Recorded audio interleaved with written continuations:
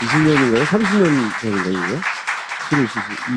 20몇 년 전이죠? 25년? 1986년에 이 시집이 나왔으니까요. 30년 됐습니다. 30년. 29년. 곧 30년이 되는. 이 시를 쓴 분을 내가 국회의원으로 만날 거라는 건 본인도 국회의원이 될 줄은 상상 못 하셨죠? 예, 상상도 못했죠. 네. 근데 어쩌다가 국회의원이 되신 거예요? 어쩌다 이렇게 국회의원이 됐을까 하는 생각, 내가 왜 여기 와 있을까 하는 생각 많이 하는데요. 그런데 이제 2013년에 교학사 교과서 문제를 네. 갖고 153일을 국회에서 싸우고 난 뒤에 이것 때문에 내가 여기 왔구나 하는 생각을 하게 되었어요. 내가 여기 왜 와 있을까 하는 생각이 제일 많이 들었을 때는 언제였어요? 국회 들어간 다음에? 그러니까 2012년에 5월 31일 날 국회에 들어가니까 화분이 굉장히 많이 배달돼 왔는데요. 축하 난 화분이. 네. 그 중에 근조 화분이 배달돼 왔어요. 어디서부터요? 검은 리본 근조 이렇게 네. 어디 시인협회에서 보냈나요? 문인들이 보냈어요. 문인 중에 한 사람이 너는 이제 죽은 거다. 너는 네 문화가 이제 끝났다. 아니 너는 끝났다. 이런 의미로 보낸 거죠. 되게 그렇게 생각하죠. 네가 이제 정치를 시작한다면 너는 문학이 끝난 거지. 이렇게 생각하는 거죠. 그런데 다른 화분들은 전부 다 아름다운 가게에 기증을 하고요. 그 화분 하나만 남겨서 제 책상 위에 놓고 지금도 근조 리본이 달린 채로 제 책상 위에 놓여 있어요. 출근할 때 보고 퇴근할 때 봅니다. 나는 오늘 죽었는가? 바깥에서 나를 죽었다고 하니까 내가 늘 물어봅니다. 나는 오늘 죽었는가? 시인, 정치인이 돼도 이렇게 만약에 정청래를 했으면 쌀뚝 잘랐을 텐데. 뭐야 이 새끼 전화해 막 그러면서. 격이 다르죠. 네. 정청래 의원 좀 이따 나오면 물어봐야 되겠어요. 근조 화분 나오면 어떻게 하냐고 할 거냐고. 그럼 그게 분재나 아니면 무슨 꽃이었나요? 아니면 난 화분이에요. 나네, 지금도 잘 나네. 자라고 있어요. 늘 이제 물 주고 가꾸고 그러면서 늘 성찰하게 만드니까요. 고마운 화분이었어요.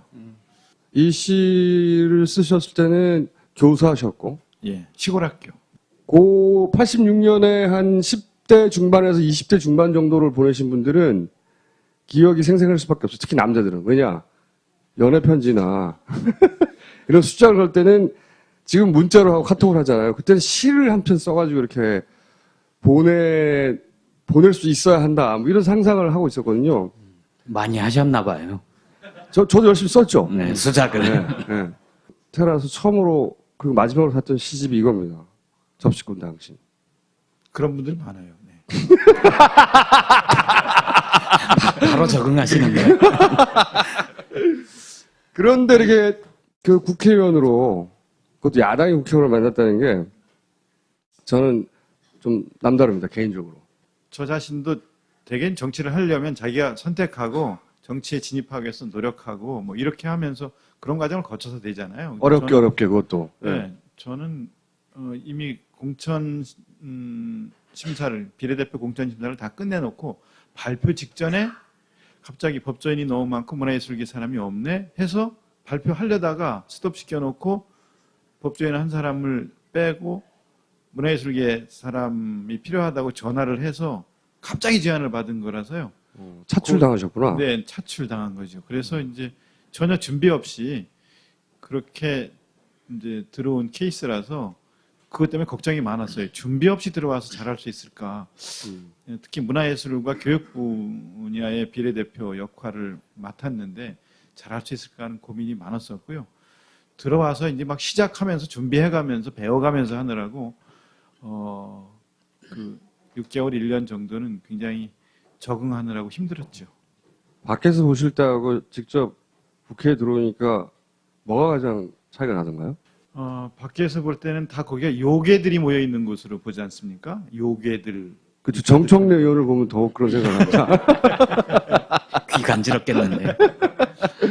근데 들어와서 보면 이제 현실을 직접 보면서 정말 열심히 하는 사람도 있고 진짜 사람 중에 이렇게 나쁜 사람도 있고 이렇게 나쁜 사람 누군가요? 아니 먼저 말할 수는 없고요. 저는 살면서 사람들이 그 내면에 갖고 있는 신성, 불성, 아주 그 훌륭한 점, 뭐 이런 것들을 주로 그쪽만 많이 보고 그랬는데 인간의 내면에는 간디도 있고 히틀러도 있고 그러니까 신성도 있고 악마성도 있고 다 있지 않습니까? 그 중에서 악마성을 많이 드러내는 사람들을 직접 눈으로 많이 봤어요. 그래서 야, 이거 말로만 듣던 나쁜 사람들이 저런 사람들이구나. 저기 이렇게 네, 그런 경험들 상당히 많군요. 그러니까 그 사람들 중에 한 사람만 구체적인 사례를 들어서 얘기해보세요. 됐습니다. 오늘 이따 우리 방송하면서 그 이름이 나올 거예요. 그래요? 예. 이분을 저희가 모신 이유는 뭐냐면 방금 말씀하셨지만 그 2013년 교과서 사건 있잖아요. 예? 역사를 왜곡했던. 그래서 이 교과서를 채택해서는 안 된다고 뭐 사회 전반에서 운동이 일었는데 그때 국회에서 이 저지 운동을 주도하신 분인데 그런데 최근에 국정교과서를 이제 그건 저지 성공했죠 사실상. 교학사는 영향력을 얻지도 못했고 네. 문제만 되고 찌그러들었어요. 채택률이 0%였습니다. 네. 아니 뭐 몇 군데서 됐다고 하더라도 굉장히 비난을 받고 그랬죠. 그러니까 뭐 그 다음부터는 엄두를 못 내게 되는. 아니, 그래서 국정화를 시도하는 거예요 지금. 교학사 교과서를 만들어서 네. 학교에 보급하려고 했는데 이게 좌절되니까 그럼 국정으로 가자. 아예 그냥 나라에서 이걸 갖고 교과서를 만들어서 나라에서 학교에 보급하자 이런 생각을 하는 거죠. 왜 국정교과서에 그렇게 매달리냐고 제가 질문을 할 참이었는데 답변을 하셨으니 들어가세요 이제. 궁금증이 다 풀렸네요. 아니 그때 기억해 보면은 교학사 교과서를 추진한 핵심 인물이 뭐냐면 김무성 대표였어요. 당시는 대표가 아니었죠. 김무성 의원이 이 사안을 굉장히 세게 밀어붙였거든요. 교학사건을. 학교 졸업하신 지 오래된 분들은 저도 국정교과서로 배웠기 때문에 네. 교과서 종류가 많아졌다는 걸 잘 모르시죠. 국정교과서 시대는 끝난 지 오래됐어요. 독일도 국정교과서를 채택했던 시기가 있었어요. 언제였을까요? 청수가 좋아하는 사람 히틀러 있잖아요. 시대 아니에요, 지난주에 히틀러? 계속 예, 얘기했던. 나치. 나치 시절. 예. 그다음에 일본도 국정교과서를 채택했던 시기가 있어요. 언제였을까요? 군국주의가 예, 한참 기승을 부릴 그렇죠. 때. 러일 전쟁 이후부터 그 2차 대전 끝날 때까지 아이들을 전쟁터로 내몰던 그 시기. 우리나라는 언제였을까요? 그럼 유신 시대예요. 그러니까 국정교과서의 성격이 명확해지지 않습니까?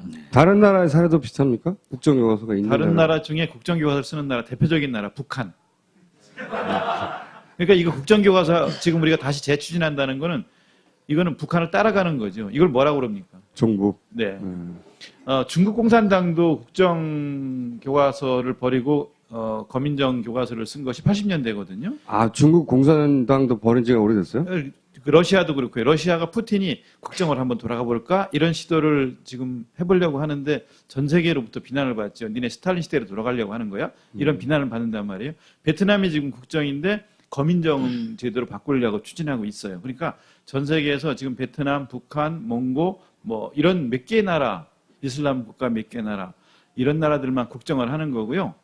OECD 국가 중에 34개 국가 중에 17개 나라 정도는 자유발행제를 해요. 아예. 아예. 그러니까 국정이 자유발행제죠. 있고, 예. 네. 거민정도 안 한다는 거죠, 그냥. 그렇죠. 네. 예.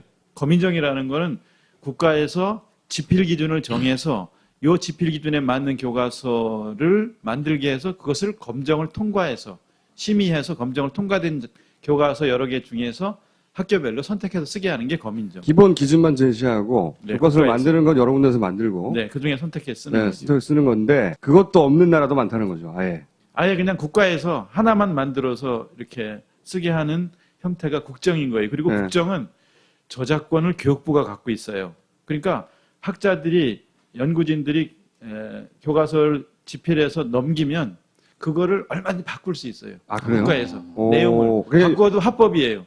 만약에 사학자들이 어떤 그 사건에 대해서 사실은 역사적 사건은 단어 자체도 중요하잖아요.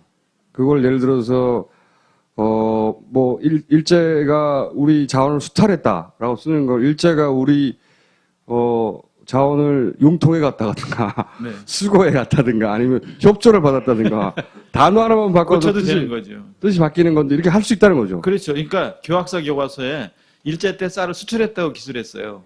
일제에 우리가 쌀을 수출했다고 일본에 우리가 쌀을 수출했다고 기술했단 말이에요. 수탈에 갔다가 아니라 수탈이 아니고 그게 수출. 여태까지 수탈이었잖아요. 그렇지 않습니까? 네. 수탈이 맞잖아요. 우리가 수탈 당한 거죠.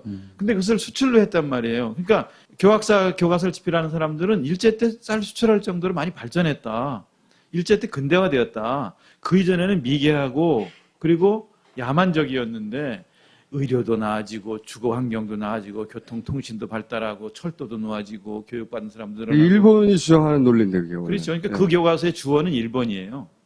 그러니까 의병을 소탕했다고 토벌했다고 기술했으니까요. 우리 입장에서 볼 때는 학살이잖아요. 예. 학살인데 그걸 토벌했다고 하니까 참을 수가 없었던 거죠. 이게 도대체 주어가 누구냐? 히로시마 원자폭탄 우리는 투하라고 배웠는데 그 교과서는 피격이라고 기술했단 말이에요. 주체가 실제 일본이네요. 예, 그렇죠. 진짜. 그리고 그것을 이제 식민지 근대화론이라고 하잖아요. 네. 일제 때 발전했고 박정희 때 발전했고 그 근대화가 이어져서 지금의 대한민국이 만들어진 것이다. 이렇게 긍정적으로 보자. 이게 긍정적 역사관. 예. 예. 김무성 대표가 주장하는 긍정적 역사관. 아 그분이 그분입니까? 아까 얘기한? 제가 얘기했나요? 아무도 얘기 안 했어요. 아니, 아무도 그 말 안 네. 했고요. 다만 김무성 대표가 자학사관에서 벗어나서 긍정적 역사관으로 바꿔서 하나로 가르쳐야 된다라고 주장을 하는 거죠. 예. 근데 그 자학사관이라는 게 어디서 쓰던 용어입니까? 일본에서 쓰던 용어. 그렇죠. 일본의 일본 고노다마 윗들이. 이후에 예. 고노다마 이후에 이제 그 군 위안부 문제에 대해서도 반성하고 뭐 이런 거를 보고 아베 정권 같은 아베 같은 극우주의자들은 아니 근거도 확실하지 않은 난징 대학살이라든가 군 위안부 이런 문제에 대해서 반성하고 그래서 우리 전쟁 때 뭐 우리가 잘못했다는 식으로 계속 역사를 기술해서 가르치는 거 이런 데서 이제 벗어나자. 그걸 자학이라고 하는 거죠. 반성이 아니라. 예. 그래서 자학사관이라고 했는데 이걸 이제 바꿔서 긍정적인 역사를. 그렇죠. 그거를 우리가 김무성- 그대로 갖다 지금 예. 적용하는 거예요. 그러니까 일제 때 이렇게 뭐 많은 사람들이 나라를 되찾고자 독립운동하고 이병전쟁하고 그러면서 희생되고 그리고 일제 때 많이 수탈당했고 분단과 전쟁과 민주화에 의한 희생 뭐 이런 식으로 역사를 바라보면서 그때 친일파들 기회주의자들 득세했고 이렇게 비판하는 거에 대해서 이거 다 자학사관이다. 이거 다 긍정적인 걸로 바꾸자 하는 거예요. 근데 그렇게 되면 어떻게 됩니까? 독립운동 부분은 축소되고 일제 때는 많이 발전했다고 하는 것이 긍정적인 역사관이라고 한다면 이런 교과서를 갖고 학생들에게 가르치라고 한다면 교사들이 역사에 대해서 잘 알고 제대로 역사의식을 심어주려고 하는 교사들이 이 교과서 갖고 가르치고 싶겠어요? 아니요, 저요. 아니, 그 말씀하는 걸 듣다 보니까, 아, 선생님이셨구나. 하겠어요? 아니요, 아니요. 갑자기 손을 들고 막 발표하고 싶은. 아니, 그럼 왜 이럴까요? 정부가 역사를 요렇게 기술하고 요렇게 보겠다고 하는 하나의 관점만 허용하겠다. 허용하겠다가 아니라 하나의 관점을 만들어서 제시해 주겠다. 그 요것만 배우고 요것만 요렇게 배우고 역사를 이해해라. 생각도 이렇게 바꿔가져라. 네. 이게 왜 그러냐면요. 조지 오웰이 현재를 통제하는 사람이 과거를 통제하고 과거를 통제하는 사람이 미래를 통제한다고 말한 적이 있어요. 그랬어요? 네. 이렇게 하고 싶은 거예요. 지금은 정권을 잡았으니까 교과서 만들면서 왜 그러냐 그랬더니 아 정권 잡았는데 왜 못하냐 이렇게 나오거든요. 네. 정권 잡았는데 왜 못하냐. 이 발언을 우리가 아주 정말 이 발언을 매서운 눈으로 지켜봐야 될 발언이라고 생각하는데요. 정권 잡았다고 이렇게 마음대로 해서는 절대 안 되는 거잖아요. 이게 독재로 가는 거잖아요. 근데 그러니까 할 수 있으니까 한다는 답변 이전에 그걸 왜 하고 싶냐의 질문이 생기는 거죠. 네. 정권을 길이길이 보존하기 위해서. 그렇죠. 그러니까 지금 정권 잡은 요 시기에 아이들에게 이런 형태의 역사로 가르쳐서 이 아이들이 체제 유지의 기반이 되도록 이렇게 만들어서 미래까지도 이런 정권이 계속 가게 하겠다는 거예요. 그래 정권 집권 초기부터 이제 영구 집권 계획 이러면서 계속 얘기가 나왔고 이것도 그 일환이라고 이해할 수 있는데 보다 더 근본적으로 왜 친일을 미화하는 것이 영구 집권의 기반이 되냐는 거죠. 굉장히 학생답게 오늘 질문을 잘하네요. 저요. 이건 왜 그렇다고 생각하십니까? 생각해 보세요. 지금 늘 공격받는 게 뭐 아버지가 친일을 했다. 뭐 이렇게 공격받는 정치인들 많아요. 왜냐하면 그 오랜 동안 노론서부터 시작해서 일제 때도 그 자기를 받고 전민중이 다 전민중적 고통을 그 절대빈곤부터 시작해서 수탈과 그 다음에 전쟁터에 끌려가서 죽고 또 군위안부로 끌려가서 죽고 이럴 때도 계속해서 지위와 토지와 뭐 재산을 유지하면서 살던 사람들이 있어요. 이들이 이 사회의 주류잖아요. 늘 불편하죠. 늘 불편해요. 이렇게 공격받고 또 과거사 이런 문제를 바로 세우고자 하는 노력들에 맨날 그 공격 대상이 되고 하는 것이 불편하죠. 그래서 아예 정권 잡은 김에 아예 전쟁을 선포해서 역사를 아주 그냥 우리가 이렇게 공격받지 않는 역사를 확 바꿔놓자. 그런 생각을 하는 거죠. 아베가 하는 짓이죠, 지금. 그렇죠. 네, 아베가 하는 짓과 같은. 외할아버지가 전범이었는데 그걸 싹 윤색해가지고 정당한 역사로 바꾸려고 하는 게 지금 아베가 하는 근데 짓이죠. 그 과정에서요. 네. 이제 교학사 교과서 좀 전에 말씀하셨잖아요. 제가 교학사 교과서를 분석하다가 아주 놀랬던 거 한 가지를 더 말씀을 드릴 게 있는데요. 들어보세요. 네. 칠판 가져와야 될 것 같아요. 좀 쓰면서 명성황후를 시해한 살해범이 네. 있어요.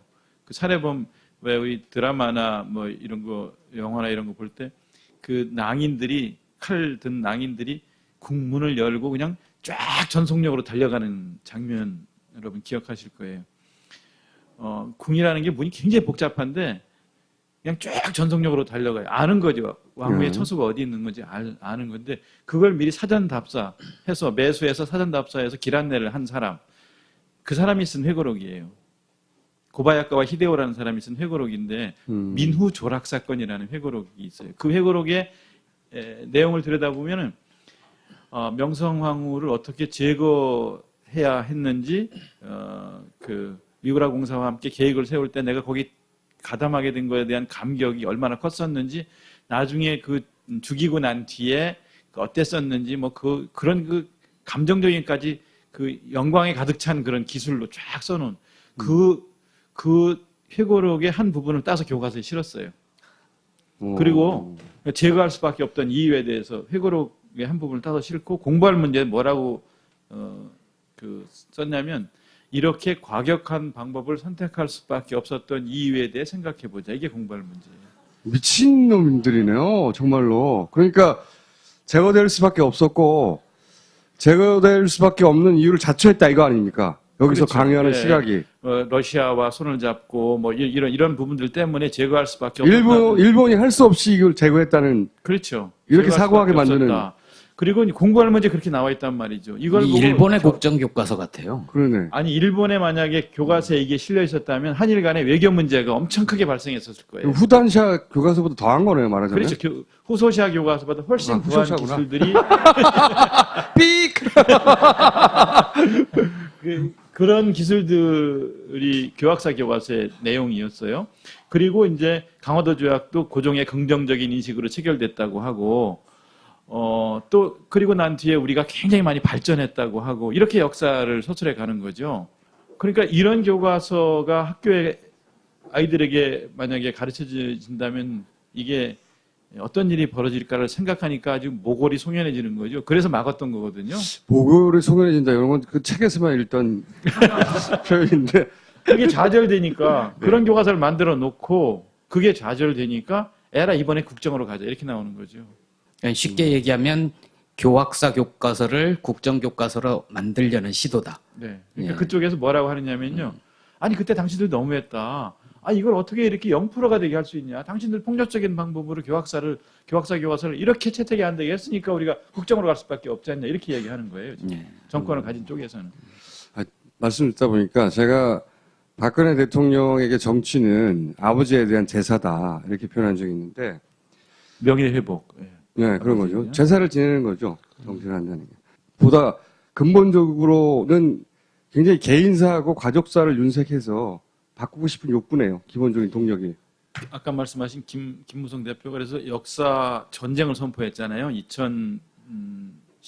2012년, 13년 역사 전쟁을 선포하면서 일주일에 한 번씩 그 의원들이 새누리당 의원들이요. 일주일에 한 번씩 역사과 교수들을 불러가지고서 그랬죠. 강의 받았어요. 역사 공부했죠. 네. 역사 공부했는데 그게 누구냐면 교학사 교과서 지필진들이에요. 이명희 교수를 비롯한 권희영 교수 이런 교학사 교과서 지필진들을 매주 불러가지고 강의를 들었어요. 그러면서 전쟁 선포한 거죠. 그보다 이전에 근본적으로 마음속에서는 우리 아빠 나쁜 사람 아니야. 그러니까 친일 후손이 아닌 새누리당 의원들은 반대해야 되는 거죠, 이건. 실제로 새누리당 의원들 사이에서도 이거 할 수 없는 거 아니냐. 네.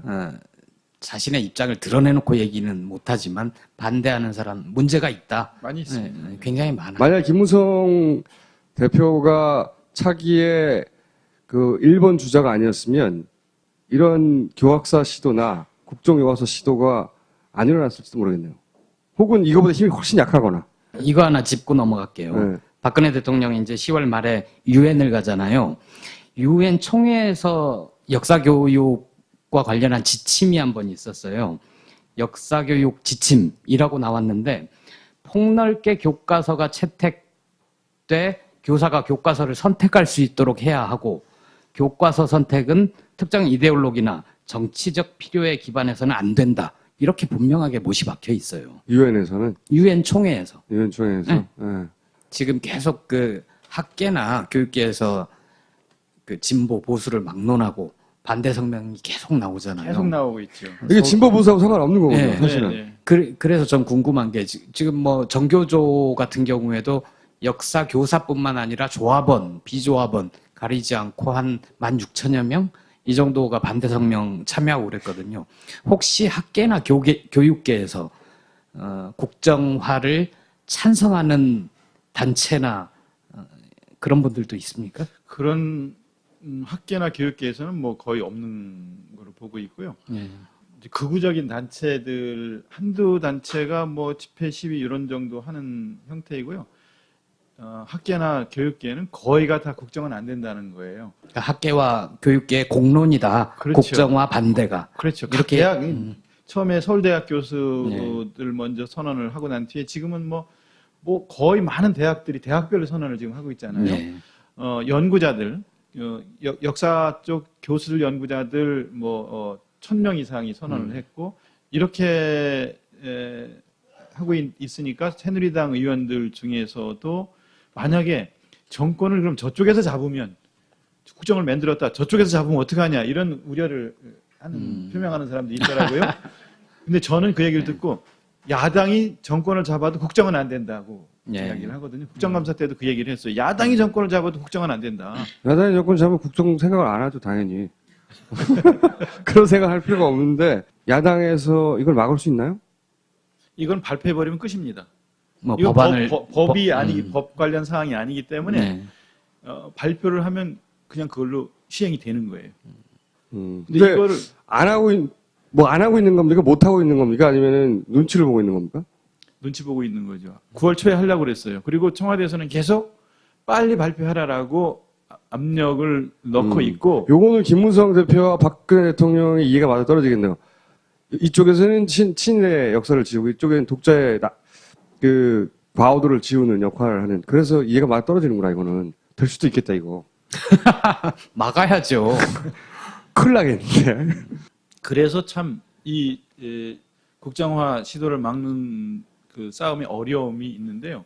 그래서 많은 국민들이 이 내용을 좀 제대로 아셔야 할 거라고 생각을 그러면 하는데 교학사 정도의 시각이 아예 단 하나의 교과서로 박혀서 모든 학생들에게 뿌려지겠네요. 네, 그렇게 우려를 하지요. 그런데 이제 저쪽에서는 아니다. 지금이 어느 시대인데 유신 시대처럼 우리가 가겠냐. 그리고 학자들을 다 진보적인 학자, 보수적인 학자, 중립적인 학자들을 뻥까고 모아서 있네. 만들 거다 균형 잡힌 교과서를. 그런데 진보적인 아니 중도적인 학자들까지 참여 안 하지요. 여기에 참여하는 것이 학자로서는 굉장히 불명예고 그 오점을 남기는 거기 때문에 두고두고 욕먹겠죠. 두고두고. 예, 두고두고 욕을 먹을 일이기 때문에 안 하거든요. 제가 우려하는 그 지점 뭐냐면 이게 학부모한테 먹힐 수가 있다고 봐요. 저는. 그렇죠. 10대 중후반의 학생을 데리고 온 학부모 일부에게는 네. 국정교과서가 가진 혹은 교학사가 가졌던 그 사관이 가진 위험성이나 그 내용을 모르면 교과서 하나면 더 공부하기 좋지 뭐. 그렇습니다. 요거 공략할 가능성이 높다고 봅니다. 아니, 사실은 국영수는 더 많아요, 종이. 그래도 입시에 아무 지장이 없어요. 그리고 8종이면 8종에 있는 걸 다 내는 게 아니고 그중에서 정말 공통적인 걸 출제하는 거죠. 공연한 우려를 하게 만들어서 네. 정말 8종을 다 공부해야 되는 것처럼 이렇게 얘기를 해요. 사기를 치는 거죠. 네. 아니 경상도 교과서, 강원도 교과서 각각 다르면 어떡합니까? 하나로 가르쳐야지 이렇게 말을 하고 있고요. 이 사기꾼들이 유능해. 근데 이 국정화 지지 성명을 낸 단체가 있어요. 전현직 교장 모임. 이런 데서 발표를 몇 명 했는데 모였나요? 거기? 그 모르겠고 거민정제는 이름만 다양이지 실상은 심각할 정도로 좌경화, 반대한민국, 부정의 역사를 기록하며 민중사관으로 단일화돼 있다. 의도적으로 근현대사에서 기독교 역할을 폄훼내지 무시하고 있다. 예, 기독교 이런 거는 아무 관련이 없고요. 근데 그렇게 자극하려고 하겠죠. 네. 네, 그리고 자꾸 이념 대결을 몰고 가서 그렇기 때문에 하나로 가르쳐야 된다라는 결론으로 유도해 가기 위한 얘기들을 많이 하거든요. 저희가 이렇게 그 친일 친독제 내용이 많다고 이야기를 하고 이게 부실 교과서였다고 얘기를 하고 오류가 한 2,000개 정도 됐어요. 교학서 교과서는. 제가 한 300개 찾아내서 문제 제기하면 또 고치고 한 1,000개 맞춤법 뭐 띄어쓰기 뭐 문장이 안 되는 거 한 1,000개 정도 이렇게 제시하면 또 그다음에 또 좀 고치고 이렇게 해서 제가 2013년 교학사 교과서 싸움을 할 때 빨간펜 선생이라는 얘기를 들었어요. 계속 고쳐준 게 153일간. 그 정도로 부실 교과서였고 내용이 받아들일 수 없는 내용들이었어요. 그렇게 부실한 교과서를 만들고 지적받은 뒤에 지금 대응은 뭐냐면 나머지 7종 교과서는 다 좌편향적 기술이다. 이렇게 얘기를 하는 거예요. 그런데 정말로 좌편향적인 교과서라고 한다면 검정 시스템을 제대로 운영하면 되는 거거든요. 그러니까 저쪽에서 우려하는 것처럼 예를 들어서 6.25는 북침이다 이렇게 가르쳤다. 한번 박근혜 대통령이 그런 거 갖고서 노발대발한 적이 있거든요. 근데 아이들이 북침이란 개념을 잘 몰라서 그랬던 거예요. 그러니까 이게 말하자면 북에서 쳐내려온 걸 북침이라고 하는가 보다라고 해서 대답했던 걸 보고 6.25를 북침이라고 하는 애들이 이렇게 많으니 이게 되겠습니까? 이제 이런 말을 한 적이 있는데 만약에 6.25를 북침이라고 가르친 그렇게 만든 교과서가 있다면 검정할 때 그 교과서는 검정을 합격시키지 않으면 되는 거예요. 그렇죠. 불합격시키면 되는 거거든요. 예. 검정 시스템을 잘 운영했다면 2,000개 오류가 있는 교과서가 통과될 수가 없잖아요. 그리고 이렇게 많은 이쪽 교과서들 7종은 다 좌편향입니다라는 말을 계속 앵무새처럼 반복하는데 그럼 그런 것들을 검정 때 제대로 걸러내고 그리고 또 지필 기준을 촘촘하게 이렇게 이제 말하자면 짜고 보완할 수 있는 방안도 있는데 그걸 핑계로 북정을 하려고 시도하는 거죠. 그런 것 같습니다. 김무성 대표 혹은 그 소위 주류 중에 그 자신의 선조들이 친일을 했던 역사를 가진 개인들이 그게 걸림돌이 될까봐 가족사를 윤색하느라 이렇게 국정이고 교학사고 막 동원되는 거죠. 힘이 있으니까. 사적인 욕망의 결과로 전 국민이 이런 혼란에 빠져들 수도 있는데 이거 어떻게 막으실 거예요? 그리고 우리는 뭘 해야 됩니까, 그럼? 지금은 일단 이 실상을 아는 일이 굉장히 중요하고요. 이렇게 국민적인 그 여론과 의견이 첨예하게 대립하는 거는 행정 예고를 하고 20일 이상 그 분야에 해당되는 관련 있는 사람 전문가들의 의견을 계속 듣도록 돼 있어요.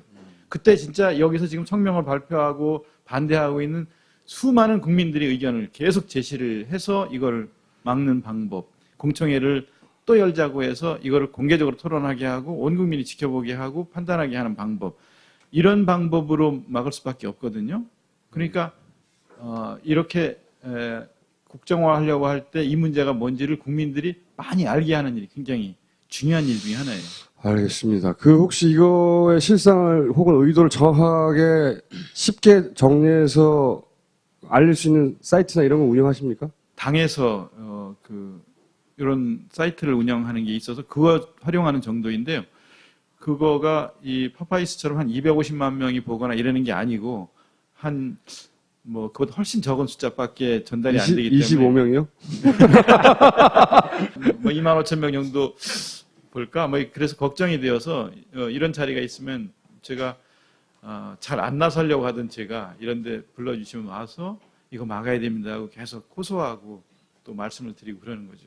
그러면 그 교학사 때 사례나 이걸 잘 정리한 사이트를 만들어 주시면 저희가 계속 알릴게요. 네. 그 방송을 보고 뭘 해야 되는지도 알려주세요. 예를 들어서 여기 가서 얘를 욕하라든지 여기다 전화하라든지 여기 가서 누우라든지 이런 거 있잖아요. 그런 걸 알려주세요. 왜냐하면 듣다 보면 굉장히 심각한 문제잖아요. 심각한 이거. 문제입니다. 이거. 네. 예. 이제 의원 활동을 하실 수 있는 기간도 1년도 안 남았지 않습니까? 네, 그리고 지역구 출마 안 하실 거죠? 네. 그럼 끝이잖아요, 이제? 근조 화분 버려도 되겠네요. 혹시 당부의 말씀 있으시면 한마디 해주시고, 요 사안 관련해서. 이 교과서 문제를 이야기하는 동안 아마 어떤 형태라든 국민들이 애국심이 막 불타오를 거예요. 그러니까 그랬단 말이에요. 그 반대 진영도 마찬가지예요. 그렇죠. 저쪽이 저렇게 좌경 이념에 물든 교과서를 만들어서 아이들을 오염시킨단 말이에요. 이러면서 막 애국심에 불탈 테고요. 또 우리는 실상을 알면서 세상에 이게 국가인가 이게? 국가가 어떻게 이럴 수 있나? 학생들을 대상으로 교육을 어떻게 이런 방식으로 해갈 수 있나? 특히 이런 내용이라면 이건 있을 수 없는 일 아닌가 하고 분노하게 되거든요. 그러니까 이런 실상을 제대로 알고 알리고 그리고 함께 나서 주시는 일, 그 일이 나 개인의 일이 아니고 우리 모두의 일이라는 생각 그런 걸 해주시면 고맙겠다는 말씀을 드립니다. 몰라서 감사합니다. 네. 네. 제대로 바꾸려고 추진하고 있어요. 그러니까 전 세계에서 지금 베트남, 북한, 몽고 뭐 이런 몇 개 나라, 이슬람 국가 몇 개 나라 이런 나라들만 국정을 하는 거고요. OECD 국가 중에 34개 국가 중에 17개 나라 정도는 자유발행제를 해요. 아예. 아예. 그러니까 국정이 자유발행제죠. 있고, 예. 네. 거민정도 안 한다는 거죠, 그냥. 그렇죠. 네. 예. 거민정이라는 거는 국가에서 지필 기준을 정해서 요 지필 기준에 맞는 교과서를 만들게 해서 그것을 검정을 통과해서 심의해서 검정을 통과된 교과서 여러 개 중에서 학교별로 선택해서 쓰게 하는 게 거민정. 기본 기준만 제시하고 네, 교과서를 국가에서. 만드는 건 여러 군데서 만들고 네, 그 중에 선택해 쓰는 네, 거죠. 스토리 쓰는 건데 그것도 없는 나라도 많다는 거죠. 아예. 아예 그냥 국가에서 하나만 만들어서 이렇게 쓰게 하는 형태가 국정인 거예요. 그리고 네. 국정은 저작권을 교육부가 갖고 있어요. 그러니까 학자들이 연구진들이 교과서를 집필해서 넘기면 그거를 얼마든지 바꿀 수 있어요. 아, 그래요? 국가에서 오, 내용을 그게- 바꿔도 합법이에요. 만약에 사학자들이 어떤 그 사건에 대해서 사실은 역사적 사건은 그냥 단어 자체도 중요하잖아요. 그걸 예를 들어서 뭐 일제가 우리 자원을 수탈했다라고 쓰는 걸 일제가 우리 자원을 융통해 갔다든가 네. 수거해 갔다든가 아니면 협조를 받았다든가 단어 하나만 바꿔도 고쳐도 되는 거죠. 뜻이 바뀌는 건데 이렇게 할 수 있다는 거죠. 그렇죠. 그러니까 교학사 교과서에 일제 때 쌀을 수출했다고 기술했어요. 일제에 우리가 쌀을 수출했다고 일본에 우리가 쌀을 수출했다고 기술했단 말이에요. 수탈해 갔다가 아니라 수탈이 아니고 그게 수출. 여태까지 수탈이었잖아요. 그렇지 않습니까? 네. 수탈이 맞잖아요. 우리가 수탈 당한 거죠. 근데 그것을 수출로 했단 말이에요. 그러니까 교학사 교과서를 집필하는 사람들은 일제 때 쌀 수출할 정도로 많이 발전했다. 일제 때 근대화되었다. 그 이전에는 미개하고 그리고 야만적이었는데 의료도 나아지고 주거 환경도 나아지고 20년인가요? 30년 전인가요? 이거? 20몇 년 전이죠. 25년? 1986년에 이 시집이 나왔으니까요. 30년 됐습니다. 30년. 29년. 곧 30년이 되는. 이 시를 쓴 분을 내가 국회의원으로 만날 거라는 건 본인도 국회의원이 될 줄은 상상 못 하셨죠? 예, 상상도 못했죠. 네. 근데 어쩌다가 국회의원이 되신 거예요? 어쩌다 이렇게 국회의원이 됐을까 하는 생각, 내가 왜 여기 와 있을까 하는 생각 많이 하는데요. 그런데 이제 2013년에 교학사 교과서 문제를 네. 갖고 153일을 국회에서 싸우고 난 뒤에 이것 때문에 내가 여기 왔구나 하는 생각을 하게 되었어요. 내가 여기 왜 와 있을까 하는 생각이 제일 많이 들었을 때는 언제였어요? 국회 들어간 다음에? 그러니까 2012년에 5월 31일 날 국회에 들어가니까 화분이 굉장히 많이 배달돼 왔는데요. 축하 난 화분이 네. 그 중에 근조 화분이 배달돼 왔어요. 어디서부터요? 검은 리본 근조 이렇게 네. 어디 시인협회에서 보냈나요? 문인들이 보냈어요. 문인 중에 한 사람이 너는 이제 죽은 거다. 너는 네 문화가 이제 끝났다. 아니 너는 끝났다. 이런 의미로 보낸 거죠. 되게 그렇게 생각하죠. 내가 이제 정치를 시작한다면 너는 문학이 끝난 거지. 이렇게 생각하는 거죠. 그런데 다른 화분들은 전부 다 아름다운 가게에 기증을 하고요. 그 화분 하나만 남겨서 제 책상 위에 놓고 지금도 근조 리본이 달린 채로 제 책상 위에 놓여 있어요. 출근할 때 보고 퇴근할 때 봅니다. 나는 오늘 죽었는가? 바깥에서 나를 죽었다고 하니까 내가 늘 물어봅니다. 나는 오늘 죽었는가? 시인, 정치인이 돼도 이렇게 만약에 정청래를 했으면 쌀뚝 잘랐을 텐데. 뭐야 이 새끼 전화해 막 그러면서.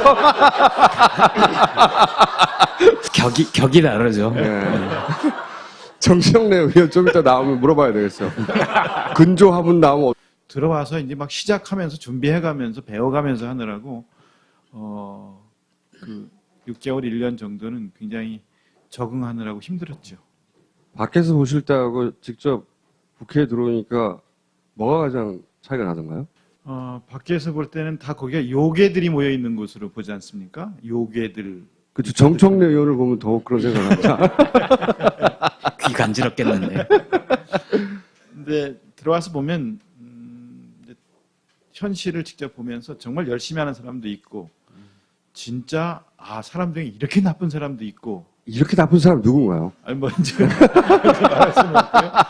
저는 살면서 사람들이 그 내면에 갖고 있는 신성, 불성, 아주 그 훌륭한 점, 뭐 이런 것들을 주로 그쪽만 많이 보고 그랬는데 인간의 내면에는 간디도 있고 히틀러도 있고, 그러니까 신성도 있고 악마성도 있고 다 있지 않습니까? 그 중에서 악마성을 많이 드러내는 사람들을 직접 눈으로 많이 봤어요. 그래서 야, 이거 말도만 듣던 나쁜 사람들이 저런 사람들이구나. 저기 이렇게.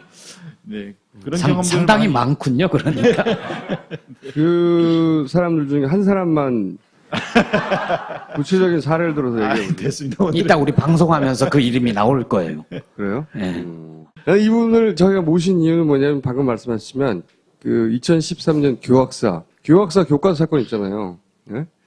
역사를 왜곡했던. 그래서 이 교과서를 채택해서는 안 된다고 뭐 사회 전반에서 운동이 일었는데 그때 국회에서 이 저지 운동을 주도하신 분인데, 그런데 최근에 국정교과서를 이제 그건 저지 성공했죠. 사실상 교학사는 영향력을 얻지도 못했고 네. 문제만 되고 찌그러들었어요. 채택률이 0%였습니다. 네. 아니 뭐 몇 군데서 됐다고 하더라도 굉장히 비난을 받고 그랬죠. 그러니까 뭐 그 다음부터는 엄두를 못 넣게 하냐고 할 거냐고. 그럼 그게 분재나 아니면 무슨 꽃이었나요? 아니면 뭐 난화분이에요. 난해, 지금도 잘 난해. 자라고 있어요. 늘 이제 물 주고 가꾸고 그러면서 늘 성찰하게 만드니까요. 고마운 화분이었어요. 이 시를 쓰셨을 때는 교사하셨고 예, 시골 학교. 86년에 한 10대 중반에서 20대 중반 정도를 보내신 분들은 기억이 생생할 수밖에 없어요. 특히 남자들은. 왜냐? 연애 편지나 이런 숫자를 걸 때는 지금 문자로 하고 카톡을 하잖아요. 그때는 시를 한 편 써가지고 이렇게 보낼 수 있어야 한다. 뭐 이런 상상을 하고 있었거든요. 많이 하셨나 봐요. 저도 열심히 썼죠. 네, 수작을. 네. 태어나서 처음으로 그리고 마지막으로 샀던 시집이 이겁니다. 접시꾼 당신. 그런 분들 많아요. 네. 바로 적응하시는 거예요. 그런데 이렇게 그 국회의원으로, 그것도 야당의 국회의원을 만났다는 게 저는 좀 남다릅니다. 개인적으로. 저 자신도 대개는 정치를 하려면 자기가 선택하고 정치에 진입하기 위해서 노력하고 뭐 이렇게 하면서 그런 과정을 거쳐서 되잖아요. 어렵게 그것도. 네, 저는 이미 공천 심사를, 비례대표 공천 심사를 다 끝내놓고 발표 직전에 갑자기 법조인이 너무 많고 문화예술계 사람이 없네 해서 발표하려다가 스톱 시켜놓고 법조인 한 사람을 빼고 문화예술계 사람이 필요하다고 전화를 해서 갑자기 제안을 받은 거라서요. 차출당하셨구나. 네, 차출당한 거죠. 그래서 이제 전혀 준비 없이 그렇게 이제 들어온 케이스라서 그것 때문에 걱정이 많았어요. 준비 없이 들어와서 잘할 수 있을까? 특히 문화예술과 교육부 분야의 비례대표 역할을 맡았는데 잘할 수 있을까 하는 고민이 많았었고요. 내게 되는. 그래서 국정화를 시도하는 거예요, 지금. 교학사 교과서를 만들어서 네. 학교에 보급하려고 했는데 이게 좌절되니까 그럼 국정으로 가자. 아예 그냥 나라에서 이걸 갖고 교과서를 만들어서 나라에서 학교에 보급하자 이런 생각을 하는 거죠. 왜 국정교과서에 그렇게 매달리냐고 제가 질문을 할 참이었는데 답변을 하셨으니 들어가세요 이제. 궁금증이 다 풀렸네요. 아니 그때 기억해 보면은 교학사 교과서를 추진한 핵심 인물이 뭐였냐면 김무성 대표였어요. 당시는 대표가 아니었죠. 김무성 의원이 이 사안을 굉장히 세게 물을 붙였거든요. 교학사건을. 학교 졸업하신 지 오래된 분들은 저도 국정교과서로 배웠기 때문에 네. 교과서 종류가 많아졌다는 걸 잘 모르시죠. 국정교과서 시대는 끝난 지 오래됐어요. 독일도 국정교과서를 채택했던 시기가 있었어요. 언제였을까요? 청수가 좋아하는 사람 히틀러 있잖아요. 시대 아니에요, 지난주에 히틀러? 계속 예, 얘기했던. 나치. 나치 시절. 예. 그다음에 일본도 국정교과서를 채택했던 시기가 있어요. 언제였을까요? 군국주의가 예, 한참 기승을 그렇죠. 부리죠. 러일 전쟁 이후부터 그 2차 대전 끝날 때까지 아이들을 전쟁터로 내몰던 그 시기. 우리나라는 언제였을까요? 그럼 유신 시대예요. 그러니까 국정교과서의 성격이 명확해지지 않습니까? 다른 나라의 사례도 비슷합니까? 국정교과서가 있는 다른 나라 중에 국정교과서를 쓰는 나라 대표적인 나라 북한. 그러니까 이거 국정교과서 지금 우리가 다시 재추진한다는 거는 이거는 북한을 따라가는 거죠. 이걸 뭐라고 그럽니까? 정부. 네. 중국 공산당도 국정교과서를 버리고 거민정 교과서를 쓴 것이 80년대거든요. 아, 중국 공산당도 버린 지가 오래됐어요? 그 러시아도 그렇고요. 러시아가 푸틴이 국정을 한번 돌아가 볼까 이런 시도를 지금 해보려고 하는데 전 세계로부터 비난을 받죠. 니네 스탈린 시대로 돌아가려고 하는 거야? 이런 비난을 받는단 말이에요. 베트남이 지금 국정인데 거민정